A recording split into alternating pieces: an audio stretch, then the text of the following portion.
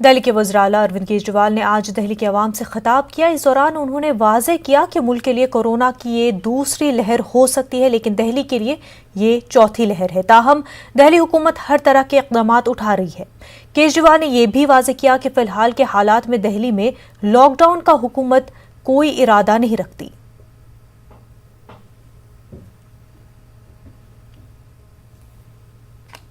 पिछले कुछ दिनों से कोरोना के केसेस बढ़ रहे हैं।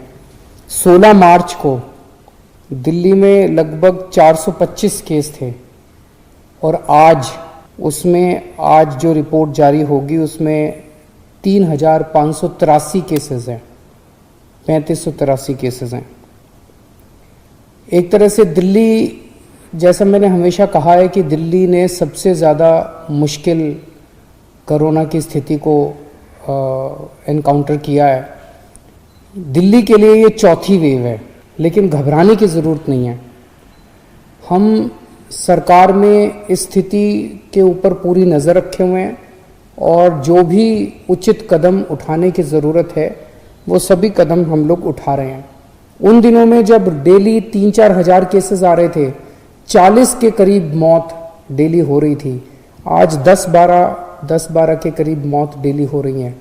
तो अभी ये वाली जो वेव आई है, ये पिछली वाली वेव के मुकाबले में कम सीरियस है कि लोगों को कम अस्पताल जाना पड़ रहा है। होम आइसोलेशन में लोगों का इलाज अच्छे से हो रहा है। अभी जो स्थिति है, सरकार में लॉकडाउन किसी भी तरह का करने का कोई विचार नहीं है। हम स्थिति पे नज़र रखे हुए हैं। भविष्य में अगर ज़रूरत कभी पड़ेगी तो मैं आपसे बातचीत करके ऐसा कोई निर्णय लिया जाएगा, लेकिन अभी फिलहाल कोई लॉकडाउन करने का सरकार का निर्णय नहीं, सरकार का विचार नहीं है।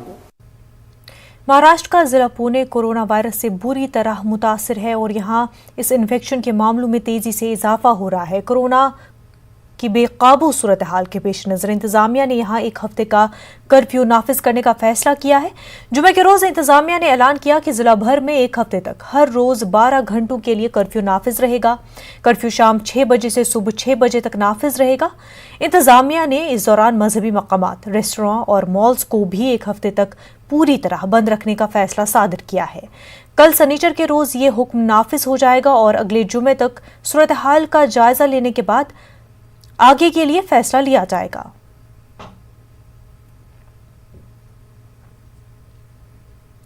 दिल्ली में एक मर्तबा फिर सीबीआई दफ्तर के करीब वाक़े लाल मस्जिद का मामला गरमा रहा है। मस्जिद को मुनहदम करने की बातों के बीच आज बड़ी तादाद में लोगों ने लाल मस्जिद पहुंचकर नमाज जुमा अदा की।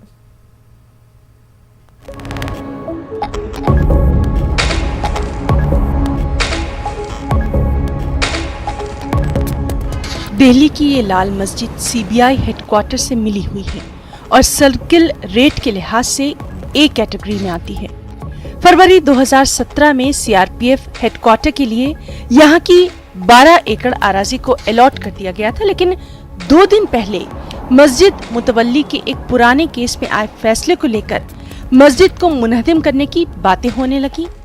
आज बड़ी तादाद में लोग लाल मस्जिद नमाज पढ़ने पहुंचे और इस तरह अपना एहतजाज दर्ज करवाया।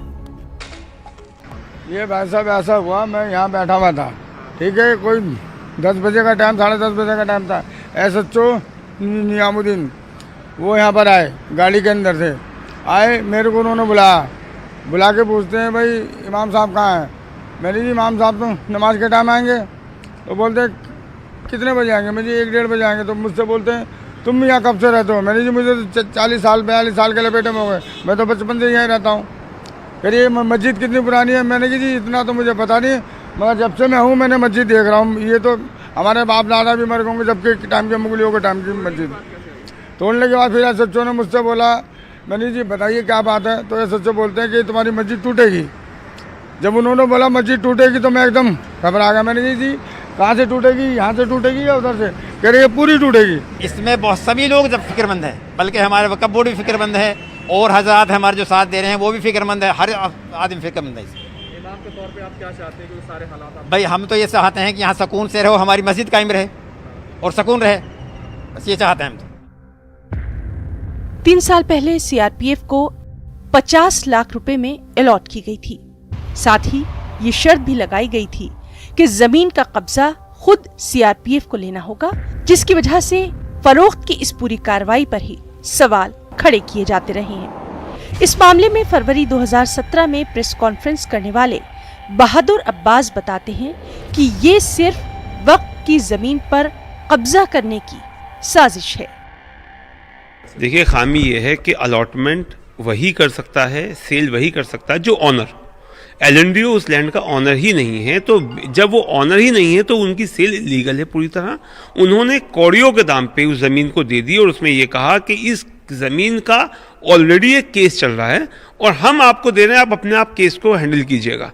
तो जो वो केस चल रहा था उसमें भी एक बहुत बड़ी प्रॉब्लम यह है कि वहाँ कुछ लोगों ने उसे ज़ाती प्रॉपर्टी बता के केस डाल दिया। इस तरीके से कोई अगर कल जामा मस्जिद का केस डाल दे, मान लीजिए बहादुर अब्बास केस डाल दे, जामा मस्जिद मेरी और मैं हार जाऊँ, तो क्या जामा मस्जिद जो है वो वक्फ नहीं रहेगी? लैंड वक्फ है ना, उसका केस हारने से उस लैंड के टाइटल पे कोई फ़र्क पड़ेगा, ना ही केस के जीतने से कोई फ़र्क पड़ेगा। तो सीधी बात यह है कि वो सेल इलीगल है और उस सेल को जो सीआरपीएफ को किया गया है वो पूरी तरह गैरकानूनी और एक साजिश के तहत किया गया है। इसमें वक्फ बोर्ड की जिम्मेदारी है कि जो लोग वहाँ पर गैरकानूनी तरीके से एक केस लड़ रहे थे कि हमारी ज़ाती जगह है, उनको बाहर निकाल के खड़ा करें। वहाँ अपने इमाम साहब उनके हैं तो उनके गार्ड्स भी वहाँ पर रखें और वो उस जगह का तहफ़्फ़ुज़ करें, ना कि कोई तीसरा आदमी वहाँ रहते हुए और वो पीछे से जो है केस डाल दिया उसने कि मेरी ज़ाती प्रॉपर्टी है। तो मस्जिद किसी की ज़ाती प्रॉपर्टी नहीं हो सकती और वक्फ बोर्ड की इस टाइम जिम्मेदारी है कि वो आगे आए और उस जगह को अपने कब्जे में ले। इस मामले में दिल्ली वक्फ बोर्ड भी आगे आया है, क्योंकि ये मामला वक्फ ट्राइब्यूनल में 2018 से ही चल रहा है। दिल्ली वक्फ बोर्ड का कहना है कि जब तक इस मामले का निपटारा नहीं हो जाता तब तक कोई बदलाव नहीं होना चाहिए। खसरा नंबर 358, 359, 360 विलेज अलीगंज के जिसके एक हिस्से में एक बड़ी कदीमी मस्जिद है जिसको लाल मस्जिद के नाम से जानते हैं, उसका मसला सन 2017 से वक्फ ट्राइब्यूनल में पेंडिंग है। यह दावा दिल्ली वक्फ बोर्ड ने फाइल करा है। Ministry of urban development, ministry of home affairs, CRPF और एक वहां पर जो नाजायज कब्जेदार थे हबीबुर रहमान, उनके खिलाफ 2018 में उसमें जवाब भी अपने दाखिल करे जा चुके हैं सारे जो डिफेंडेंट्स हैं उनके जरिए, यानी कि उनकी नॉलेज में है कि ये मसला पेंडिंग है। उसमें हमारी एप्लीकेशन इंटरिम रिलीफ की, स्टे की एप्लीकेशन भी पेंडिंग है। हालांकि फिलहाल दिल्ली वक्फ ट्राइब्यूनल काम नहीं कर रहा क्योंकि 3 मेंबर्स का ट्राइब्यूनल होता है और फिलहाल सिर्फ 1 मेंबर हैं, बाकी 2 मेंबरान वहां पर नहीं है। तो उसके अंदर डेट्स लग रही हैं, पेंडेंसी वहां पर उसकी है। अभी मुझे जो यहाँ मस्जिद के जिम्मेदारान हैं, जो हमारे आइम्मा इमाम यहाँ मौजूद हैं, इनका टेलीफोन आया था थोड़ी देर पहले कि निज़ामुद्दीन के एसएचओ उनके पास आए थे और उन्होंने इनसे कहा कि मस्जिद खाली करो, इस मस्जिद को डेमोलिशन करना है। तो मैं यहाँ आया, मैंने यहाँ आकर के पूछा इनसे, तो इन्होंने बताया कि हाँ, निज़ामुद्दीन के एसएचओ और लोधी थाने के एसएचओ यहाँ पर आए थे। उन्होंने आकर कहा था कि भाई आप मस्जिद खाली करो, जबकि ये कदीमी मस्जिद है, पुरानी मस्जिद है। अब से पहले भी सीआरपीएफ ने और दिल्ली पुलिस ने कोशिश की थी कि इस मस्जिद को डेमोलिशन कर दिया जाए। ये पुरानी मस्जिद दिल्ली वक्फ बोर्ड की मस्जिद है और हमारे गजट में बाकायदा ये मस्जिद दर्ज है, 70 के गजट में भी, 54 के गजट में भी। उसके बाद भी ये मस्जिद हमारे पास है और हमारे इमाम और 5 वक्त की नमाज यहाँ होती है। पिछली मरतबा जब मैं आया था तो उन्होंने हमें बताया था कि एलएनडीओ ने ये सारी ज़मीन जो है सीआरपीएफ को अलॉट कर दी है। उस अलॉटमेंट के खिलाफ हम लोग ट्रिब्यूनल में, हमारा और यूनियन ऑफ इंडिया का मुकदमा चल रहा है। सीआरपीएफ भी उसमें पार्टी है, एलएनडीओ भी उसमें पार्टी है और अभी उस मुकदमे पर कोई फैसला नहीं हुआ। दिल्ली में बड़ी तादाद में वक्फ बोर्ड की अराजियां हैं और प्राइम लोकेशन पर हैं, जिन पर सरकारी और गैर सरकारी कब्जे भी हैं। डीडीए, एलएनडीओ समेत सरकारी एजेंसियों के बीच तनाज़ा होता रहता है। लाल मस्जिद के मामले में भी ऐसा ही तनाज़ा है, लेकिन जिस तरीक़ेकार अलॉटमेंट को लेकर अपनाया गया वो भी अपने आप में बेहद अजीब है। इस पूरे तनाज़े के बाद दिल्ली वक्फ बोर्ड ने मेरे पीछे लगा बोर्ड तो लगा दिया है, लेकिन इस मामले का सबसे अहम पहलू यह है दिसंबर 2020 के बाद से दिल्ली का वक्फ ट्रिब्यूनल काम नहीं कर रहा है। ऐसे में बड़ा सवाल यह है कब इस मामले की सुनवाई होगी और कब यह मसला पूरे तौर से हल होगा। कैमरामैन सत्यप्रकाश के साथ खुर्रम शहजाद, न्यूज़ 18 दिल्ली। वक्त हो गया एक छोटे से ब्रेक का। एकदम है आसाम में बीजेपी उम्मीदवार की गाड़ी से ईवीएम बरामद होने के बाद आज कांग्रेस के वफद ने इलेक्शन कमीशन से मुलाकात की। कांग्रेस ने इलेक्शन कमीशन से इस मामले में सख्त कार्रवाई और शफाफ जांच का मुतालबा किया है। वो इलेक्शन कमीशन की गाड़ी में ना होकर एक ऐसे कार के अंदर उनको पाया गया, जो प्रियंका जी ने भी ट्वीट किया है, जो बीजेपी के साथ ताल्लुक रखने वाले एक बीजेपी के कार्यकर्ता या उसके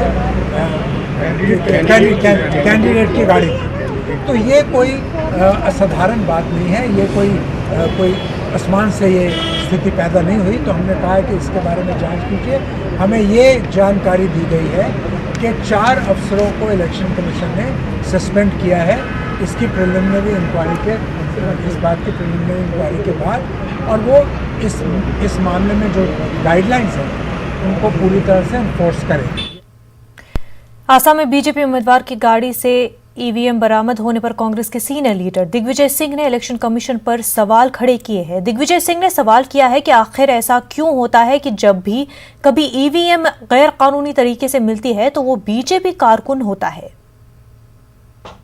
मध्य प्रदेश के पूर्व मुख्यमंत्री दिग्विजय सिंह मेरे साथ हैं। सर, असम में कल ईवीएम बीजेपी के प्रत्याशी के साथ मिली है, कुछ चुनाव आयोग की प्रतिष्ठा दांव पे लगी है क्या? बड़ा संयोग है ये, जब भी किसी ईवीएम में गड़बड़ी पाई जाती है तो यही बात सामने आती है कि बटन किसी का दबाइए और बत्ती जलती है बीजेपी के कमल के फूल पर। जब भी शिकायतें होती इसी बात की शिकायत होती कि साहब हम बटन दबा रहे हैं किसी और पार्टी को और वोट जा रहा है बीजेपी को। जब भी ईवीएम मशीन कहीं अवैधानिक रूप से किसी के पास से पाई जाती है, अनाधिकृत रूप से, वो बीजेपी के लीडर्स के पास क्यों पाई जाती है? 2018 के चुनाव में भूपेंद्र सिंह जी विधायक का चुनाव लड़ रहे थे, वो आजकल मंत्री हैं, पहले भी मंत्री रहे हैं। उनकी निजी बस में ही मशीनें ले जाई जा रही थी। कल रात को असम में बीजेपी के उम्मीदवार के गाड़ी से ईवीएम मशीन पकड़ी गई। आखिर हो क्या रहा है? चुनाव आयोग ने कुछ 3-4 कर्मचारियों को सस्पेंड कर दिया, एक पोलिंग बूथ पर चुनाव कराया जा रहा है पुनः। लेकिन हमारा कहना यह है कि आखिर ये ऐसा हो क्यों रहा है? क्या ईवीएम और भाजपा का संबंध जो इस प्रकार से हैं, क्या उस पर कभी कोई चर्चा नहीं होगी? क्या माननीय चुनाव आयोग को इस बारे में संज्ञान में नहीं लेना चाहिए कि जब भी फ़ायदा पहुंचाने की बात होती है, क्या कारण है कि भाजपा को ही फ़ायदा पहुंच रहा है? सर, लेकिन भाजपा तो ये कह रही है कि कांग्रेस या विपक्ष जो है हार रहा है और इसलिए इस तरह की बातें कर रहे हैं। हार जीत तो पता पड़ेगा 2 मई को ना।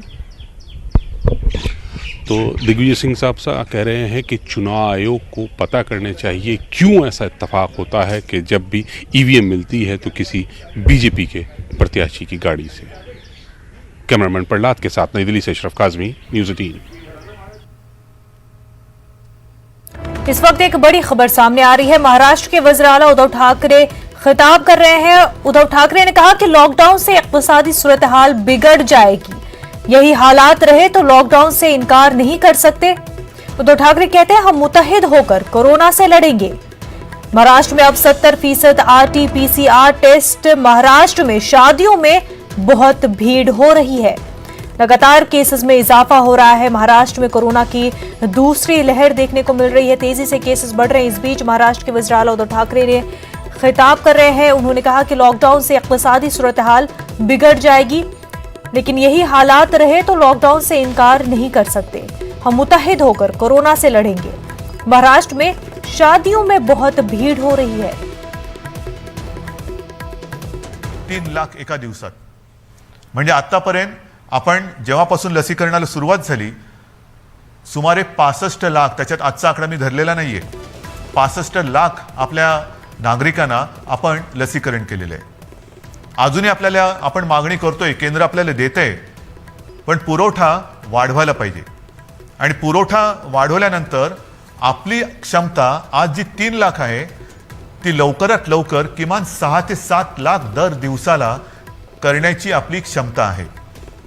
पण तेवढ्या लसचा पुरवठा झाला पाहिजे. ती मागणी आपण करतोय. होईल, मागणी मान्य होईल, मी काय त्याच्यावर टीका नाही करत आहे, कारण सगळ्याच राज्यांना द्यायचंय. तर ही आपली क्षमता. आगे बढ़ते हैं। पाकिस्तान ने आखिर हिंदुस्तान से तिजारती ताल्लुकात बहाल करने के फैसले से यू टर्न क्यों लिया? आखिर क्या वजह है कि पाकिस्तान के वज़ीर-ए-आज़म इमरान खान को फैसले पर दोबारा गौर करने के लिए मजबूर होना पड़ा? देखिए रिपोर्ट।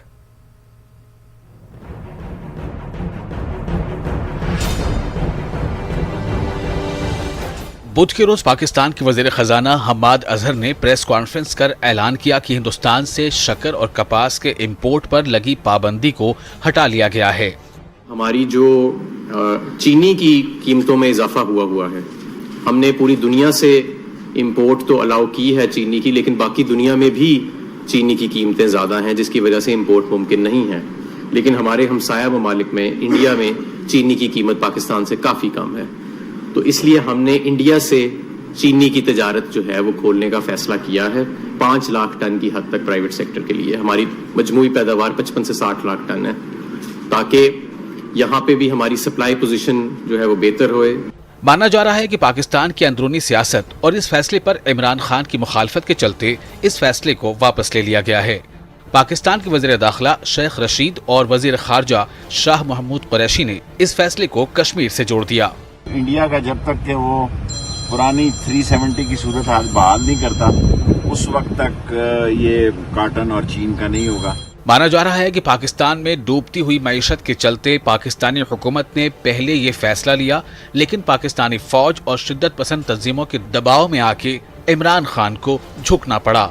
सवाल यह है कि 24 घंटों में ऐसा क्या हुआ कि पाकिस्तान सरकार को अपने ही फैसले पर यू टर्न लेना पड़ा? इसकी सबसे बड़ी वजह यह है कि इस फैसले को लेकर इमरान खान अपने ही देश में विरोध झेल रहे थे, क्योंकि इस फैसले को पाकिस्तान में कश्मीर मुद्दे के सरेंडर के तौर पर देखा जा रहा था। साफ है, अगर भारत से संबंध अच्छे होते हैं तो पाकिस्तान में वहां की सेना और कट्टरपंथी ताकतों की दुकानें बंद हो जाएंगी, जो कि इमरान खान के लिए इतना आसान नहीं होगा। कैमरामैन विपिन के साथ शैलेंद्र वांगू, न्यूज़ 18 नेटवर्क, नई दिल्ली। महाराष्ट्र राज्य अल्पसंख्यक अधिकारी कर्मचारी एसोसिएशन की जानिब से मुस्लिम तलबा और तालिबात को मुफ्त MPSC कोचिंग फराहम करने से मुतल्लिक इंटरव्यू की तारीख का ऐलान कर दिया गया है। 13 और 14 अप्रैल को ऑनलाइन इंटरव्यू का इनकाद किया जाएगा। वाज़ेह है कि रियासत महाराष्ट्र में कोविड के बढ़ते खतरात के पेश नज़र फिजिकल इंटरव्यू का इनकाद नहीं किया जा रहा है। याद रहे कि महाराष्ट्र राज्य अल्पसंख्यक अधिकारी कर्मचारी एसोसिएशन के MPSC कोचिंग के तहरीरी इम्तहान में रियासत महाराष्ट्र के 1140 तलबा और तालिबात ने हिस्सा लिया था। उनमें से 180 बच्चों का सिलेक्शन इंटरव्यू के लिए किया गया है। इंटरव्यू के बाद 30 तलबा और तालिबात का इंतखाब किया जाएगा और उन्हें मरकजी हज कमेटी के दफ्तर हज हाउस में रिहाइश और क़याम के साथ महाराष्ट्र पब्लिक सर्विस कमीशन के इम्तहान की मुफ्त कोचिंग फराहम की जाएगी। मजीद मालूमात के लिए महाराष्ट्र राज्य अल्पसंख्यक अधिकारी कर्मचारी एसोसिएशन की वेबसाइट से इस्तिफादा हासिल किया जा सकता है। मुल्क के दीगर इलाकों की तरह कर्नाटक के रायचूर में भी निहायत ही अकीदत और एहतराम के साथ गुड फ्राइडे मनाया गया। शहर के मुख्तलिफ गिरजाघरों में खसूसी दुआई इज्तिमात का इनकाद अमल में आया। इस मौके पर गिरजाघरों के पादरियों ने गुड फ्राइडे की अहमियत पर रोशनी डाली। गिरजाघरों में शम्में रोशन की गई और खसूसी गीत भी गाए गए। कर्नाटक के रायचूर में गुड फ्राइडे का सबसे बड़ा इज्तिमा शहर के मेथोडिस्ट सेंट्रल चर्च में मुनक्किद हुआ।